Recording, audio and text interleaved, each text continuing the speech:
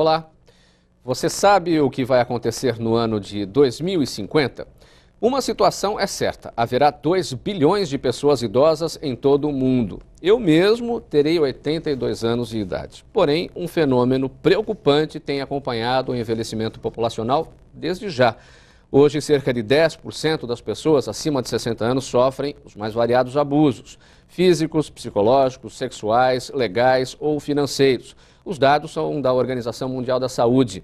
O programa AL Debate de hoje conversa sobre este assunto com os nossos convidados. Elizabeth Sato, delegada de polícia, Mariângela Balduino, promotora do idoso, Dr. Norton Saeg, médico especialista em geriatria e gerontologia, e também o deputado estadual Fernando Capês, do PSDB. Muito obrigado pela presença de todos aqui neste programa AL Debate.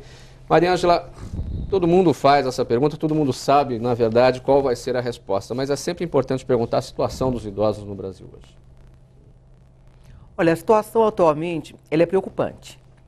O que se percebe é que, apesar de ser uma situação conhecida por todos já há alguns anos atrás, o poder público não se preparou, eu acho que também nem as famílias, para essa realidade que nós temos hoje.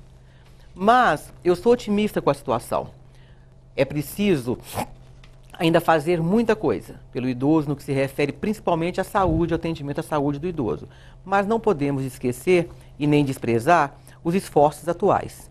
Há vários segmentos da sociedade, tanto no poder público como entidades não governamentais, que estão se empenhando, e a situação do idoso hoje é uma situação que preocupa a todos.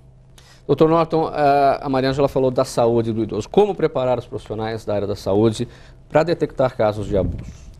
Felizmente, em 25 anos aí que nós temos de militância nessa área, nós temos percebido um interesse cada vez maior dos médicos, especialmente dos recém-formados, em ver esse novo mercado de trabalho. Primeiro que é uma delícia você trabalhar com esse tipo de população, uma vez que o feedback que você recebe de retorno, quando há uma melhora das condições cognitivas, das condições físicas, isso é muito bom, isso satisfaz o profissional em termos de ideal. Uma coisa que nós notamos, observamos e constatamos é a falta de número suficiente de especialistas nessa área. O Brasil tem hoje em dia uma das melhores massas críticas em termos científicos em geriatria e gerontologia, mas pouca. Nós não conseguimos oferecer isto para todo mundo. Então, o que nós temos que fazer é realmente ampliar esses horizontes no sentido de promover a saúde do cidadão, não apenas do aspecto curativo, mas especialmente em termos de informação e promoção da saúde. O indivíduo podendo ele mesmo estar promovendo a sua saúde. Qual é o número, doutor? São quantos geriatras e gerontólogos? Aliás, qual é a diferença entre a geriatria e a gerontologia? Veja, a gerontologia é a ciência que estuda o envelhecimento sob todas as suas formas. E geriatria é o ramo médico. Assim como você tem o pediatra, o cardiologista, você tem o geriatra, que é o médico especializado no tratamento de pessoas idosas. Hoje em dia nós temos no Brasil não mais do que 500 profissionais médicos formados e especializados em geriatria, o que é muito pouco para uma população como no Brasil, com mais de 180 milhões de habitantes. Qual seria o número ideal de profissionais formados em geriatria? Existe um número o número de médicos ideal, por quantidade de habitantes, qual seria a proporção? Não tenho esse dado específico, mas o que eu acredito é que, à medida que nós vamos... Porque, veja, você não precisa ter obrigatoriamente um profissional formado como especialista em geriatria e em gerontologia, porque aí você teria que fazer um esforço sobre-humano no sentido de especializar esse indivíduo, uma vez que é uma especialidade muito difícil. O que existe como alternativa e que o poder público poderia fazer seria treinar aqueles que são clínicos gerais no sentido de ter pelo menos alguns conhecimentos rudimentares a respeito da especialidade, no sentido de você poder estar encaminhando essa questão, que é uma questão de saúde pública. Hoje em dia estava na UTI de um hospital pela manhã, estava conversando até com a doutora Mariângela, e olhando ali nos leitos, 85%, 90% dos leitos ocupados por quem? Por pessoas com mais de 80 anos de idade. E esse é um dado preocupante.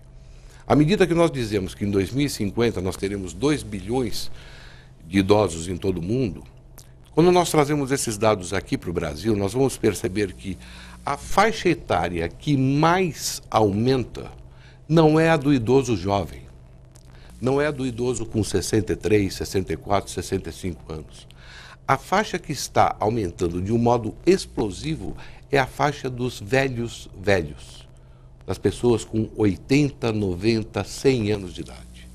E pode-se presumir que essas pessoas possuem necessidades e características físicas e emocionais absolutamente diferentes daqueles indivíduos que são chamados de idosos jovens. E é para essa classe de pessoas que nós temos que estar voltando os nossos conhecimentos, porque a medicina conseguiu essa conquista de que nós estamos vivendo mais, mas não necessariamente estamos vivendo melhor. O que é que vai significar 80 anos de idade em 2050? Esse será um idoso velho, como o senhor falou, ou já será um idoso jovem a partir do momento em que a expectativa de vida aumenta? Ele será um idoso quase jovem. Eu acredito que em 2050 nós vamos ter uma expectativa de vida aqui no Brasil absurdamente alta. E nós estamos trilhando esse espaço. Veja que a geriatria não se preocupa apenas em prolongar a vida. Prolongar a vida é uma questão que tem que ser debatida do ponto de vista ético, com as suas várias nuances do que é realmente digno para o indivíduo. O geriatra não se preocupa em prolongar a vida do indivíduo com dependência, com esse indivíduo na cama, necessitando de cuidados de outras pessoas. O que nós queremos é prolongar o tempo de vida dessas pessoas, porém com qualidade de vida. E aí que está a grande dificuldade.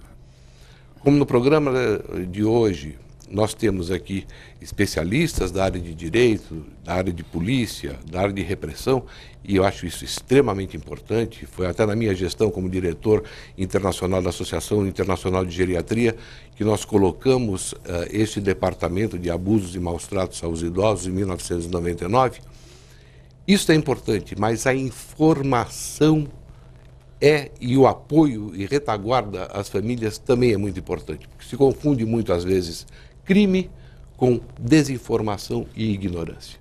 Às vezes as pessoas, os familiares, não estão fazendo aquilo porque por dolo, não estão fazendo aquilo de um modo criminoso, estão fazendo ou por falta de estrutura, ou por falta de conhecimento, ou por pura ignorância. E eu acho que este é o momento onde nós podemos também estar atingindo e dando suporte a essas pessoas com iniciativas como nós temos agora no deputado Capês.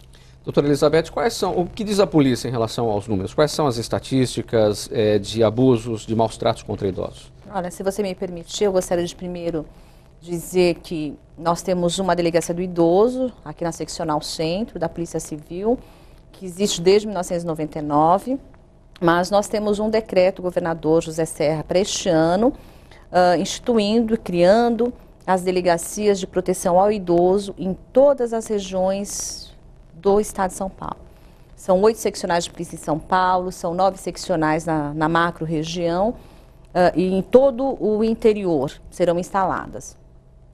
As estatísticas referentes à primeira delegacia de proteção ao idoso já criada, elas têm uma demanda muito grande em termos de maus tratos, apropriação indébita, abandono material.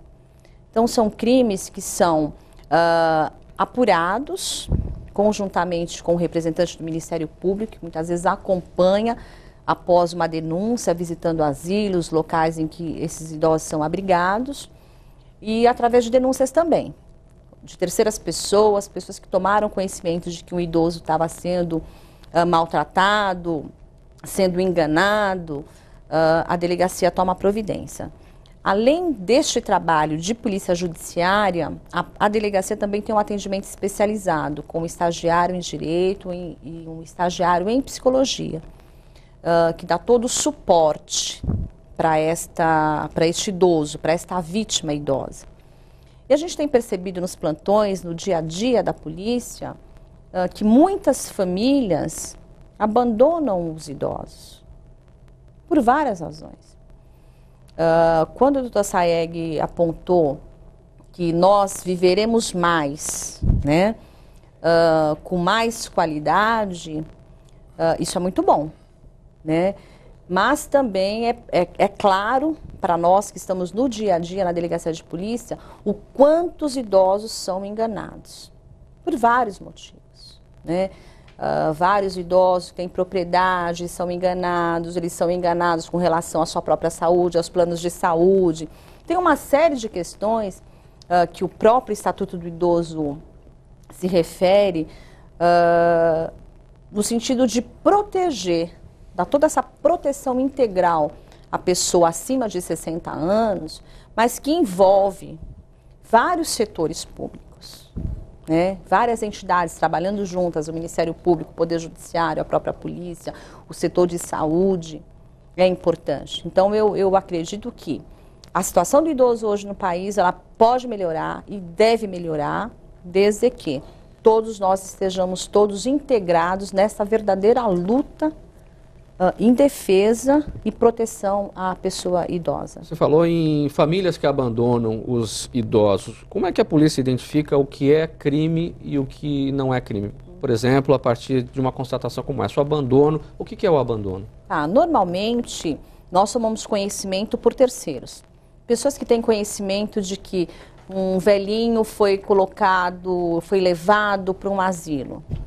E lá ele é deixado.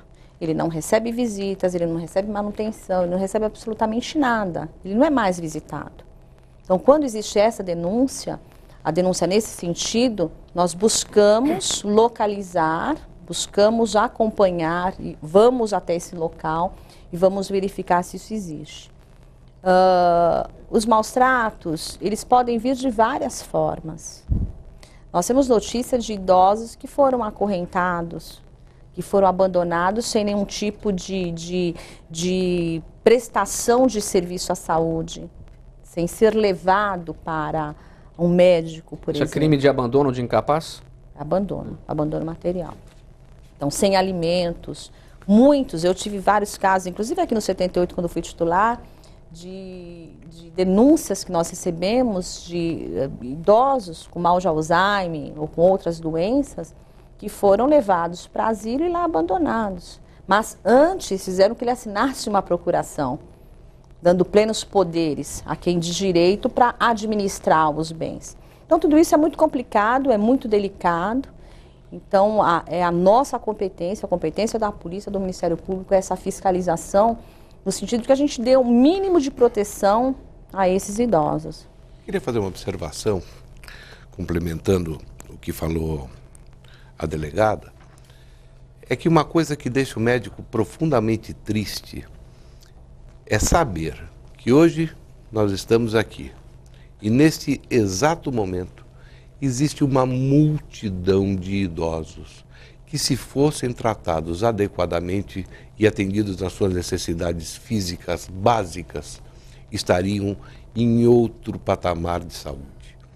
E isto é extremamente ruim para nós, porque, de um modo geral, e nós também assistimos, testemunhamos este tipo de abandono, de negligência, de indivíduos idosos jogados nas chamadas casas de repouso, entre aspas, depósitos de idosos, desnutridos, amarrados no leito, desidratados, portadores de pneumonia, dopados muitas vezes, né? Sedados, com fezes, e você percebe que eles estão sujos, não é de hoje, não, são fezes ressequidas aí de 4, 5 dias, com escaras por falta de cuidado, enfim, com coisas que você pode reverter.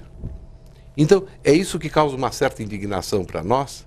Imaginar, saber, não imaginar, saber, ter certeza absoluta que se esse indivíduo recebesse o tratamento adequado, ele seria outro em 2, 3, 4 dias. E esses indivíduos vão acabar morrendo por absoluta omissão, seja lá de que poderes nós estamos dizendo. De quem é a culpa, deputado Capês? Eu acho que é um chavão dizer, mas de uma certa forma de toda a sociedade, de todos nós. A questão do idoso, ela apresenta um aspecto positivo, elogiável, que é o fato, como o Dr. Norton Sayegh ressaltou, de que as pessoas estão vivendo muito mais e chegando a idades mais avançadas. Certamente, se estivéssemos na Idade Média, não haveria uma preocupação com o idoso, porque a expectativa de vida do cidadão era até 25 anos. O aspecto negativo é de que há uma massa de excluídos, pessoas que passam dos 60 anos de idade e não são mais aproveitadas. Não são aproveitadas na sua capacidade laborativa e ficam alijadas do mundo. Não têm acesso a atividades culturais, a diversão. Isso realmente implica numa tomada de consciência de todos nós. A Assembleia Legislativa de São Paulo, foi até uma iniciativa desse deputado, instalou a Frente Parlamentar de Defesa do Idoso. E a Frente Parlamentar de Defesa do Idoso é exatamente isso que a expressão quer dizer, uma frente parlamentar.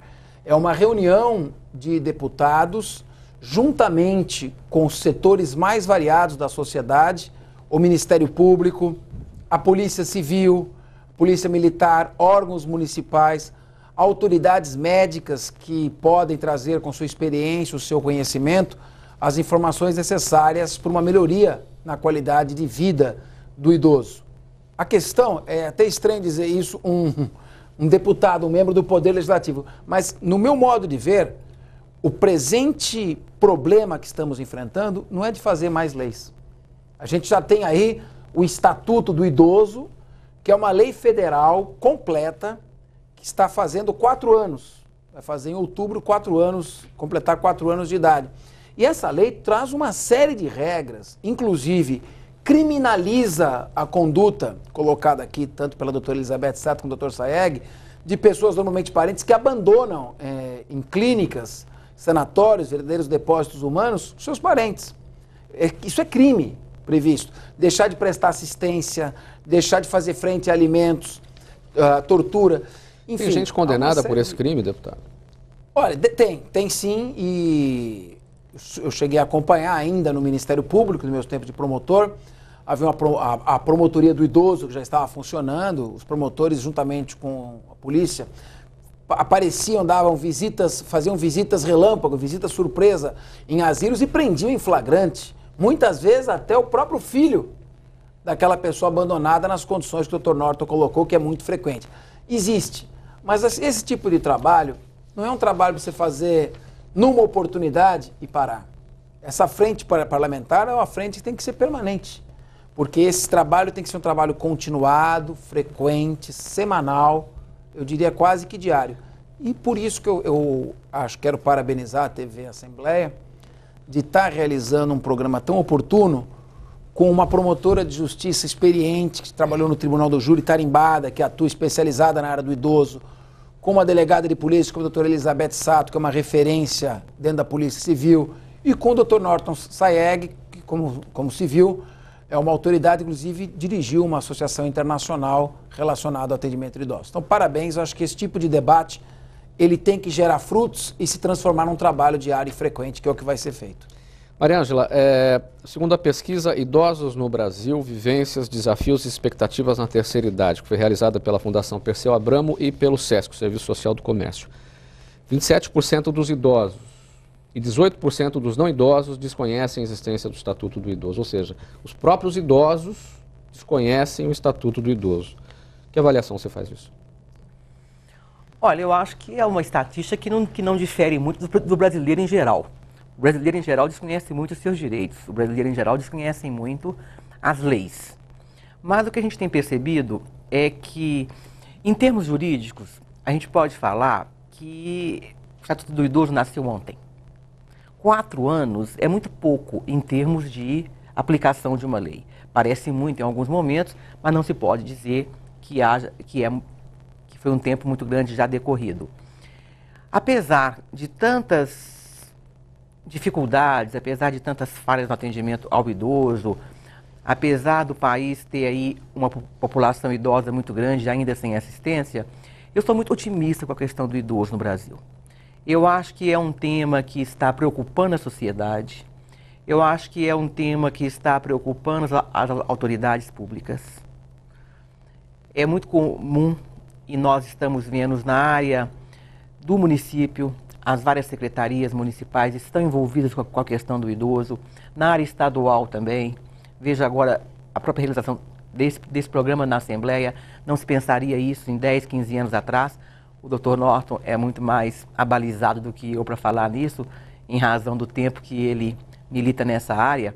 Eu acho que a questão do idoso vem tomando, sim, parte da sociedade no Brasil.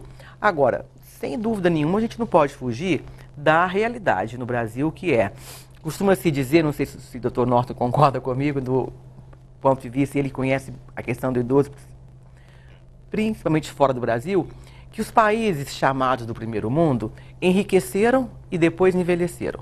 O Brasil envelheceu antes de enriquecer. Então nós temos esse grande contingente de idosos que vem num país muito pobre. Né? Isso é muito mais grave do que você imaginar como os Estados Unidos ou como a Europa enfrentou o seu envelhecimento.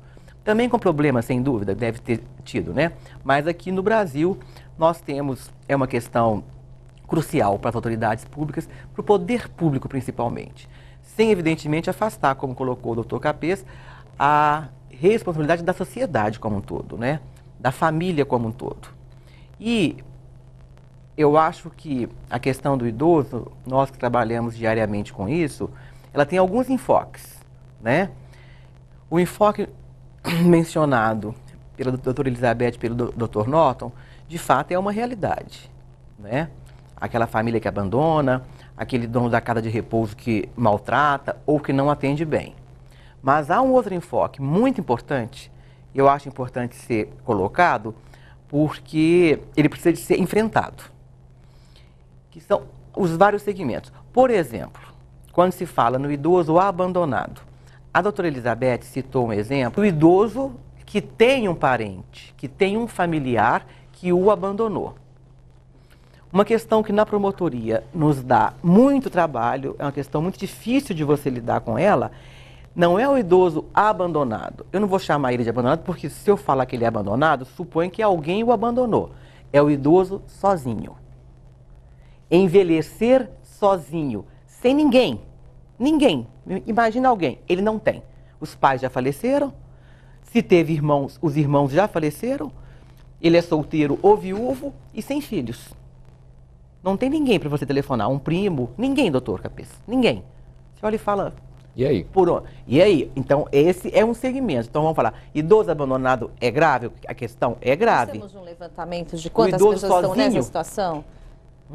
Nós temos um levantamento de quantas pessoas estão nessa situação, sem família nenhuma? Muitos são até bem Porque a gente não tem nem para onde Muito. encaminhar. Muitos, o doutor Capês mencionou bem, já chegou lá na promotoria, o idoso que mora aqui em São Paulo, né, em bairros de classe economicamente favorecidas, proprietário do apartamento. Ele é proprietário de apartamento de valor alto, sozinho. Ele envelheceu. Talvez o Dr. Norton não tenha pensado mais novo que fosse ficar velho. E nessa idade que ele chega à promotoria, por que ele chega à promotoria? Porque o condomínio, ou o síndico do prédio, ou um vizinho, percebeu que tem 5 dias que ele não sai do apartamento, ou percebeu que ele já tem uma alteração de comportamento que causa, inclusive, problema no prédio. O idoso liga o gás fica vazando, aí o porteiro corre para poder desligar, e você não tem a quem socorrer. Se o poder público, principalmente o poder executivo, e aí o poder legislativo tem digamos assim, obrigação de suscitar essa questão, criar programas para a integração desse idoso, circuitos culturais, atividades que ele possa estar permanentemente se mantendo em atividade. Acho que isso é muito importante. Então, não sei se... Eu percebo claramente qual é a dificuldade, porque nós vivemos isso... Na área do senhor, o senhor vive isso, né? Vivemos sempre esse tipo de dilema. E nós conseguimos, de alguma maneira, racionalizar, fazendo a pergunta de que idoso nós estamos falando. Eu puxei o assunto para o senhor viu, né? E na hora que nós falamos que é a pessoa com mais de 60 anos, isso é muito genérico e nós vamos acabar tropeçando em vários problemas. Então, é absolutamente necessário fazer isso que o doutor Capês falou, desenvolver programas específicos para determinados segmentos da população. Então, nós vamos perguntar, se a pessoa tem mais de 60 anos? Tem. Tem mais de 80? Já é diferente. Tem renda? Não tem renda? tem família, não tem família, tem doença limitante do ponto de vista físico, ou tem doença limitante do ponto de vista mental. Enfim, nós estamos aí fazendo uma série de segmentações e a cada uma dessas pessoas nós temos que desenvolver programas específicos. Por exemplo, programa que nasceu na Europa e hoje em dia extremamente popular é chamada Meals on Wheels, que seria a entrega de uma refeição quente por dia para idosos. Primeiro que não cozinham, ou por impossibilidade, no caso das senhoras, de fazer a compra ou coisa parecida, ou dos homens por não saber cozinhar. Enfim, o governo garante a entrega de uma bandeja, de uma dieta balanceada, uma por dia, que supre uma determinada porcentagem das necessidades calóricas e proteicas desse indivíduo. Esse programa é muito bonito porque, primeiro, que ele é efetivo, ele evita que o indivíduo, por falta da comida, seja levado a um asilo, que é um absurdo. Ou a um hospital, né? Ou um hospital. Segundo, que quem entrega a comida normalmente é um idoso já, sem problemas de limitação motora, mas que complementam de alguma maneira a sua renda. E quem dirige a viatura também é uma pessoa idosa, porém que ainda detém habilidades cognitivas. Então, este é um dos exemplos de programas. Existem, eu não diria centenas, mas existem dezenas de programas que podem ser adaptados e aplicados a cada população, sempre numa visão moderna.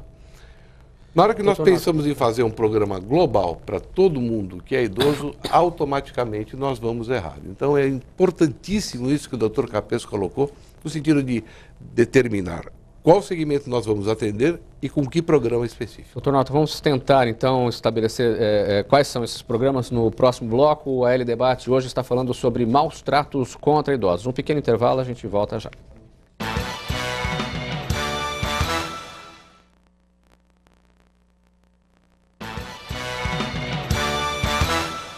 O programa AL Debate está de volta falando hoje sobre abusos contra idosos. Mariângela, por trás daquele número que a gente falou no bloco anterior, 27% dos idosos e 18% dos não idosos desconhecem a existência do Estatuto do Idoso. Será que por trás desses números não estaria a própria descrença do idoso em relação à própria lei, até por conta da situação em que os idosos estão hoje, de ver aí os seus direitos desrespeitados e achar que nada vale a pena, enfim. Isso pode estar por trás também desse dado? Olha, não é essa a minha experiência. É preciso fazer uma colocação para que o telespectador não se engane com o que eu vou dizer. Eu trabalho com um segmento de idoso, ou seja, os casos que chegam à promotoria do idoso são os casos muito graves. Então lá nós costumamos dizer, aquele idoso com envelhecimento saudável, o idoso que está bem assistido pela família, o idoso independente, o idoso que está inserido na sociedade, este caso não vai ao Ministério Público. Portanto, a nossa experiência, o nosso dia a dia são de situações muito graves, são de situações que precisam de uma interferência. Aqueles idosos com saúde que procuram o Ministério Público são muito conscientes dos seus direitos. Eles estão bem, mas muito bem informados sobre o Estatuto do Idoso. Aquele idoso que, como eu disse a você, completamente capaz de exercer a sua cidadania. Ele conhece bem. O problema que nós vemos, eu estava até fazendo uma colocação para o Dr. Norton, e ele, repito, conhece muito bem a situação. O problema muito grave lá na promotoria é o que chamar de maus tratos contra os idosos. Esclarecer à sociedade qual é a realidade dos maus tratos contra o idoso. No caso da promotoria, né, repito sempre, na nossa experiência, pode ser que a experiência do hospital seja diferente. O que chega para nós, são raríssimos os casos que chegaram ao Ministério Público em que você percebe que há uma conduta dolosa da família, ou alguém que fala violência contra o idoso, estou maltratando o idoso. Pode parecer que tem alguém muito mal nessa família que está maltratando esse idoso. Não é essa a realidade. Qual é a grande realidade? Essa dificuldade, e que eu acho que a sociedade não sabe lidar com isso e precisa. É aquele idoso que, em razão da idade, ele tem algum tipo de problema de saúde, seja físico, seja de ordem mental, que requer cuidados de terceiro. Qual é a grande dificuldade nos dias de hoje disso? Não tem quem cuidar desse idoso.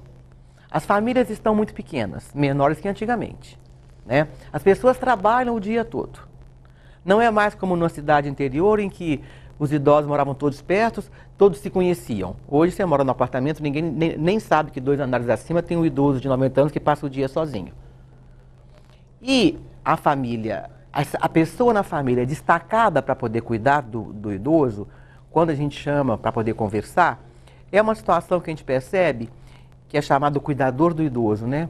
Ele precisa de tanta assistência médica quanto o idoso.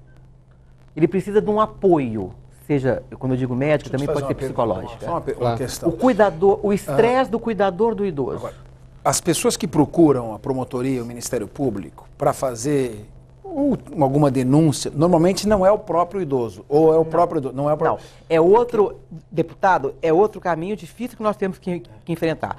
A violência contra o idoso, vamos chamar de maus tratos contra o idoso, é uma situação que ocorre entre 4 paredes. Exatamente. E muito mais grave que a violência contra a mulher, doutora Elizabeth. Porque a mulher, ela é vítima de um ato de violência do companheiro com quem mais energia, ela né, convive. Ela tem mais energia. Ela pode do que o capeta rebater, achou pode se por coisa. defender. E ela sai um dia, 2 depois. Se essa mulher faz ou não o registro da ocorrência, é problema dela, É outra questão. até por outras questões que nós não estamos porque discutindo. eu fiz a Mas o pergunta- idoso Faz não isso. denuncia. Exatamente. Ele não conta, ele Esse não é o- anda para isso, doutor Norton. Ou ele Não anda até o fala. banheiro com muita dificuldade, esse idoso que está, né, vamos chamar assim, na mão de uma pessoa. Agora, É por isso que eu perguntei da descrença, Mariângela. A colocação que eu quero fazer Acho que é é a descrença ou seguinte. impotência, mais impotência. Não é né? descrença, é impotência. A colocação que eu quero fazer, e eu acho que o doutor Norton tem um ponto de vista também, uma experiência que pode complementar o que eu vou dizer, é o seguinte: eu não percebo nesse filho um mau filho, doutor Norton. Eu não percebo nessa filha que ela quer que a mãe dela sofra. Você percebe a dificuldade de você cuidar 24 horas por dia de uma pessoa que requer estressante cuidado. também, O né? estresse disso, doutora Elizabeth, chega a um Eu ponto. sei disso. Então, ainda mais grave quando o caso chega na promotoria, porque chega por denúncia de vários lugares. O que diz a filha? Doutora do céu, eu acordo 5 horas da manhã, deixo a comida da minha mãe pronta, deixo isso, deixo aquilo, faço um bico fim de semana para poder comprar a fralda para ela, e ela ainda me traz na promotoria. Mas Isso vira um clima de tensão com o idoso que ela cuida. O que eu noto lá na promotoria, doutor Norton?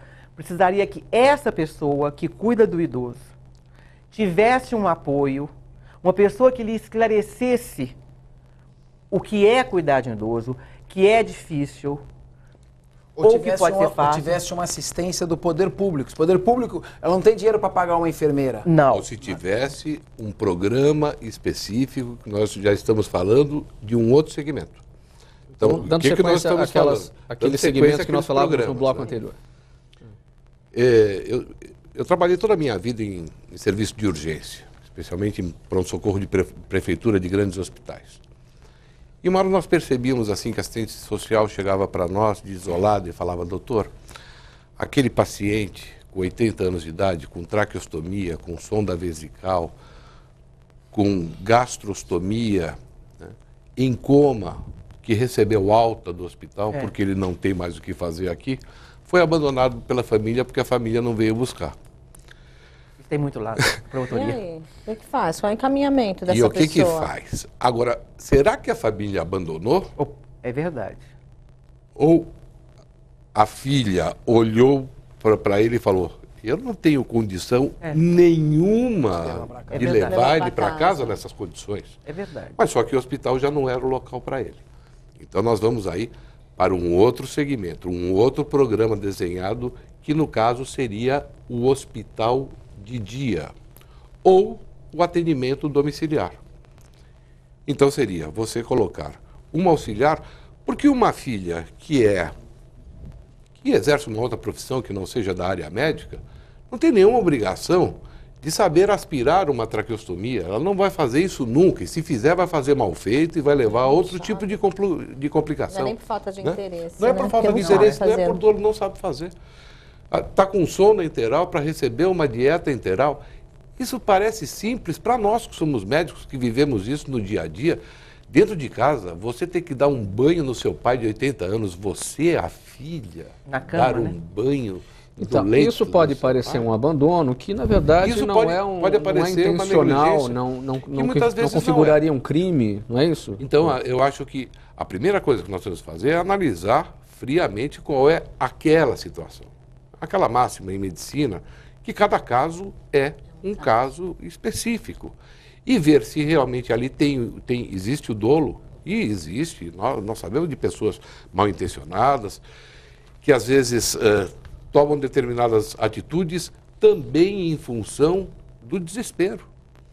Olha, eu tenho um grupo no Google, eu escrevi 2 livros a respeito de doença de Alzheimer, que é dentro da geriatria o que eu mais estudo. E abri um grupo no Google chamado Alzheimer para dar suporte para familiares e cuidadores, para a gente poder trocar as informações mais básicas do dia a dia, né? Como fazer um curativo, como não deixar que o paciente engasgue, como prover os cuidados básicos. Esse grupo, eu quando abri esse grupo, imaginei, como eu tenho um site sobre Alzheimer, mas não tenho um fórum dentro do site, por razões outras, eu imaginei que esse grupo teria umas 20, 30 famílias no Brasil. De dezembro para cá, ou seja, em 6 meses, nós estamos com 780 famílias que trocam informações diariamente sobre isso. Então nós temos uma fonoaudióloga que entra para orientar quando percebe que o assunto lhe diz respeito. Temos uma fisioterapeuta, temos os familiares que trazem também experiências negativas ou positivas de um determinado tipo de tratamento. Enfim, é mais um tipo de serviço, uma rede de solidariedade no sentido de você prover informação. Então, quando nós falamos de idoso, eu acho que a primeira coisa que nós temos que fazer é não generalizar, porque se generalizarmos, nós estamos errando. E definir estes grandes grupos e fazer programas específicos para isso. Doutora Elizabeth, o que é que vai acontecer em São Paulo, na capital e no estado, em termos de instalação de delegacias de atendimento ao idoso? Olha, graças a Deus, já estamos começando a instalar em todas as seccionais. A nossa, acho que daqui uns 15 dias, na zona norte da cidade, já estará em funcionamento. Ela já está pronta para a inauguração. Nós estamos com um projeto na zona norte da capital, um evento que nós queremos fazer para os idosos. Nós já estamos mapeando todas as casas, asilos, lugares em que abrigam essas pessoas, para que a gente possa ter mapeado toda essa situação em relação ao idoso. E além disso, o que eu acho extremamente importante é que nós teremos, óbvio que ainda não é o ideal, mas caminha para o ideal, nós teremos em todas as delegacias psicólogos e estagiários de direito para dar esta assessoria. Eu concordo com a doutora Mariângela quando ela diz que a pessoa que cuida do idoso também tem que ter uma assistência. Eu particularmente sofri isso por conta do falecimento dos meus pais e eu senti na própria pele o que era cuidar de uma escara todos os dias, de fazer curativo, de traqueostomia. Tinha dias que eu me desesperava e dizia, meu Deus, eu não sei fazer, eu preciso de uma orientação. Então, eu fico imaginando aquelas pessoas que são ignorantes na acepção do termo e que, além disso, não têm oportunidade, não têm dinheiro. E com o fato mais grave, não tem dinheiro. Não tem dinheiro, A porque tudo isso dificuldade, custa muito. Cuidar do idoso, É caro. eu repito, eu estou me referindo a esse segmento do idoso, né? Sim. O adoentado e que precisa de assistência. Cuidar do idoso para uma família de uma situação econômica média já é difícil. Vocês podem fazer ideia no nosso país, na nossa cidade. Mas isso que a senhora colocou, doutora, é importantíssimo. Não é o dinheiro que faz a diferença. A gente percebe, às vezes, você vai visitar um idoso numa mansão. Isso eu já vi também, doutor. Todos os recursos econômicos possíveis e imaginários, porém com tratamento absolutamente equivocado por falta de orientação, por ignorância. Falta uma outra coisa também. Eu acho que falta o carinho e o amor que a gente tem que ter para as pessoas de mais idade. Também. Porque elas são hiper simpáticas, elas são maravilhosas, elas são mais sensíveis a tudo. Né? Eu acho que essa frente parlamentar que o deputado está lançando, ela é de extrema importância porque vai concitar todas as pessoas, independentemente de quem elas sejam e onde elas estiverem, a ter uma atenção maior para a pessoa de idade. Porque amanhã eu estarei nessa situação, o doutor Norton, o senhor, o deputado, a doutora Mariângela, todos nós estaremos nessa situação. Eu fico imaginando, já pensou se eu estaria na situação em que a doutora Mariângela contou? Eu moro sozinha, num apartamento que o vizinho não me conhece, de repente eu desapareço, ninguém vai sentir minha falta.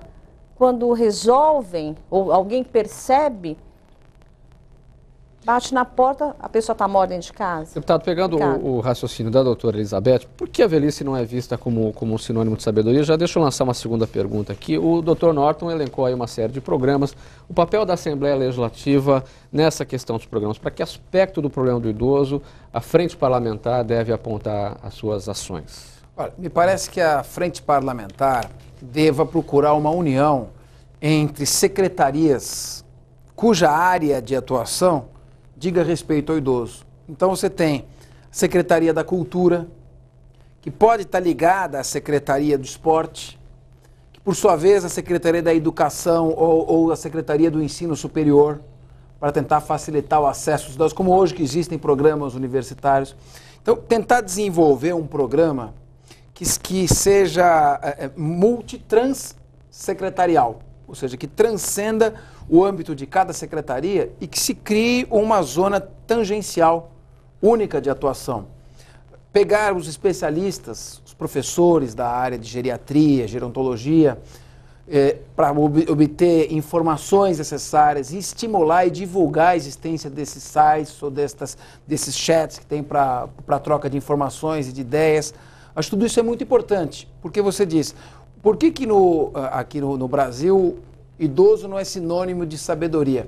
Acho que não há uma prioridade, porque não se descobriu ainda uma maneira inteligente de aproveitar o potencial dessas pessoas que acumularam experiências ao longo de uma vida e têm condições de contribuir com os mais jovens. Então, acho que é tudo uma questão de você saber otimizar esse conhecimento acumulado e colocá-lo em prática. Talvez o idoso, ele não se define se ele se sentir útil, se ele começar a ser aproveitado, ter uma atividade, ter uma interação.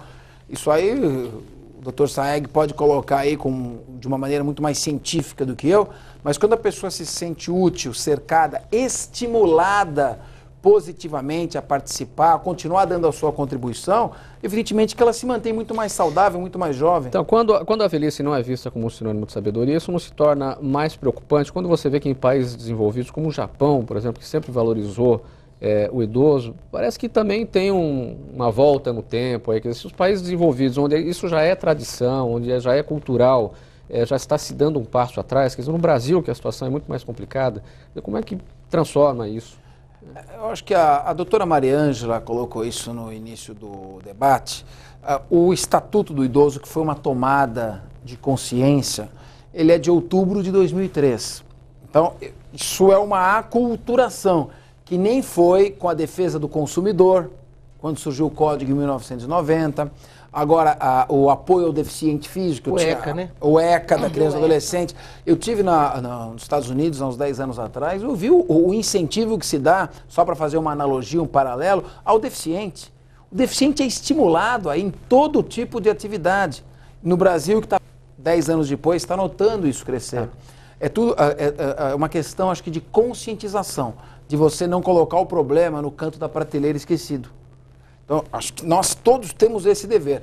E nesse ponto que foi essa ideia que nós tivemos ao propor a Frente Parlamentar do Idoso. Nós estamos falando de questão de desemprego, de segurança, de uma série de outras questões. E essa também é uma questão importante. Se ela não for dada atenção, ela vai ficar esquecida. Então é tudo uma questão de você priorizar, tomar consciência e unir esforços. As pessoas, quando ficam motivadas em torno de objetivos comuns e quando a coisa começa a funcionar e dar certo, você vai tendo cada vez mais adesão.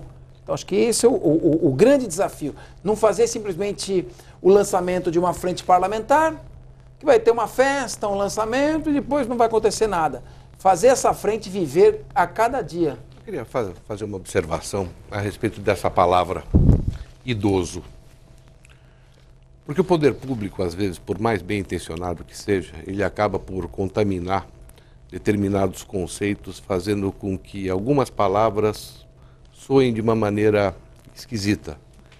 E a palavra idoso é uma delas. Você pode ver que nos grupos organizados você dificilmente encontra grupo de idosos da vila não sei o quê. Terceira idade agora, né? Eles falam. Melhor idade. Uma série de denominações tentando fugir do termo idoso. Nas nossas andanças aí, ao redor do mundo, pelo mundo já envelhecido, porém que envelheceu de uma maneira lenta e a riqueza acompanhou o processo de envelhecimento, especialmente no velho mundo, nós percebemos que esse termo idoso não é utilizado. Não se denomina uma parcela da população como idosa. Se valoriza o cidadão com 60, com 70, com 80, com 90 ou com 100 anos de idade. E eu me lembro que em uma dessas andanças pela Europa, eu comentando, todo orgulhoso, quando foi aprovada a Política Nacional do Idoso, nós tínhamos aí a primeira lei sancionada no governo Itamar Franco, e eu comentei com esse meu amigo europeu, especialista, agora nós temos uma lei lá no Brasil que protege as pessoas idosas. E ele olhou para mim e falou assim, Norton, pobre do país que precisa de uma lei para que seus idosos sejam respeitados. Então, na realidade, deputado, e aqui uma sugestão muito humilde, muito modesta, de quem milita nisso há 30 anos, de tomar cuidado com essa frente parlamentar que não seja do idoso considerado como um indivíduo carente do Estado, dependente do Estado, e sim olhar o que nós podemos valorizar e fazer com que esse indivíduo acabe contribuindo para a sociedade, porque é isto, no final, que vai dar o enriquecimento à sua autoestima, à sua saúde emocional e, eu diria, até à sua saúde física. Eu acho que é uma observação muito válida, principalmente proveniente de um especialista na área. Essa expressão idoso é uma expressão jurídica, né, que consta da lei, mas ela não pode ser aplicada com um sentido pejorativo ou num sentido exclusivamente assistencialista, né? O que a pessoa nessa fase da vida quer? Ela quer justamente ter participação, ela quer alegria, ela quer luz, felicidade, integração, encontrar com outras pessoas. E aí o que a frente parlamentar tem que fazer, a meu ver, é justamente seguir o conselho da segmentação. Aquele que está sendo torturado com maus tratos em asilos ou abandonado completamente, aquele ao qual se tem que dar um pouco mais de companhia, porque o principal problema é a solidão. Existe aquele que está sozinho, ele está bem de vida, está bem de saúde, mas ele não tem aonde ir, ele não se sente estimulado a sair. Eu acho que o grande desafio vai ser essa segmentação e não tratar simplesmente, como colocou o Dr. Sayegh, idoso, um bloco só, uma vala comum. Cada situação é uma situação e temos que olhar para todas. Dr. Norton, esse aspecto pejorativo da palavra idoso, será que a própria população acaba não aplicando isso na prática? É sem maldade nenhuma no dia a dia, como, por exemplo, as empresas que dão mão de obra para os idosos. Supermercados, por exemplo, onde você encontra um idoso ali fazendo o pacote, o trabalho dele. Tem muita gente que trata aquele idoso como um coitado, até dá gorjeta. Ele está trabalhando, ele está ali em atividade, ele recebe o salário dele. E muitos não gostam de ser tratados dessa maneira. Estou aqui sendo um coitado e que estou até ganhando gorjeta para isso. A gente costuma falar anedoticamente... Isso não é pejorativo? O impacto psicológico disso nesse idoso? Não, eu acho que quando o idoso está trabalhando, de alguma maneira, ele está valorizado. E é isso que ele quer. Agora, precisa ver por que ele está trabalhando.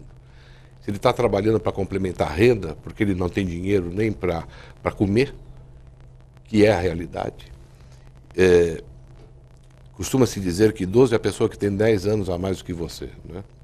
Então, esse seria um conceito. Agora, o que eu acho fundamental é que na segmentação desses programas, porque veja, geriatria não é tecnologia de $1 milhão nem de computador. É de indivíduos com bom senso que sentam e equacionam um determinado problema e resolvem aproveitar determinadas, até equipamentos físicos ociosos. Eu vou dar um exemplo que fica mais fácil. Nós temos um outro grupo de pacientes. Qual é esse grupo? É aquela pessoa com um problema mental, com uma doença mental, que não tem condição de ficar sozinha em casa. Se bem que ela come sozinha, ela toma banho sozinha, mas tudo isto com supervisão. E ela mora com quem? Normalmente com a filha solteira ou a filha separada. Ela continua sendo a grande herdeira disso. Só que essa filha solteira ou separada não consegue colocar uma empregada por uma questão econômica na grande maioria das situações. Então, minha pergunta é, como faz essa filha para trabalhar, para poder levar o sustento para dentro de casa? Qual a alternativa que ela tem? A alternativa que ela vai ter é colocar, às vezes, não querendo, a mãe ou o pai num asilo. Se houvesse a creche, que é o centro-dia, ou daycare, como ficou conhecido nos Estados Unidos e na Europa, aonde tem que vir uma condução e pegar esse indivíduo, especialmente nas grandes metrópoles, em função do trânsito, enfim. Mas vir um veículo que pega essa pessoa e ela passa o dia, recebe alimentação, recebe os cuidados básicos, eu nem diria de enfermagem, aqui sem querer entrar em conflito com o Corém. Se for enfermagem é melhor, mas com cuidadoras treinadas. Quanto custaria dia um idoso ou uma pessoa na melhor idade, digamos assim, estar num daycare? Muito menos, infinitamente menos do que o impacto econômico dessa filha não trabalhar ou ter que colocar essa pessoa no asilo. Vai custar, não sei, alguma coisa em torno de 20% do preço de uma diária de um asilo. A diária de um asilo você pressupõe aí um prédio que funciona 24 horas, etc. Não, nós estamos falando de um equipamento extremamente simples. E nós temos que nos render a quem já tem experiência. Então, Estados Unidos e Europa. O Brasil não vai ser capaz de criar o centro-dias. Dentro de você shopping tem que ter centers, onde deixar o idoso. Dentro de shopping centers, você tem daycare por hora. Então, o que acontece? Você vai lá com seu pai e seu pai não pode ir no cinema porque ele é confuso, não vai entender, né? Não vai ficar sentado para assistir e você precisa do seu momento. Você vai e deixa esse indivíduo numa sala VIP, entre aspas, ou seja, numa sala com todo o conforto, com algum tipo de alimentação, onde você passa suas 2, 3 horas de lazer. É mais um programa. Então, nós vamos falando em mais um tipo de segmentação. São vários os programas. Assim, por diante. Esse tipo de programa vai evitar que este idoso vá para uma casa de repouso. Vá para um asilo. Porque, quando eu falei do cuidador, doutor Norton, foi nesse sentido. O estresse do cuidador. Você tem que olhar este idoso que não pode ficar sozinho, você anula a própria vida. Você não vai mais a um cinema, você não vai mais a lugar nenhum. Existem pesquisas que demonstram isso claramente. O idoso. A pessoa que cuida de idosos bebe mais do que o resto da população, álcool. Toma mais café do que o resto da população. Dorme menos horas do que o resto da população. Fuma mais do que o resto da população. Tem mais ansiedade do que o resto da população. Tem mais depressão do que o resto da população. E tem mais problemas matrimoniais do que o resto da população. E ele pede a paciência. Então ele é um doente.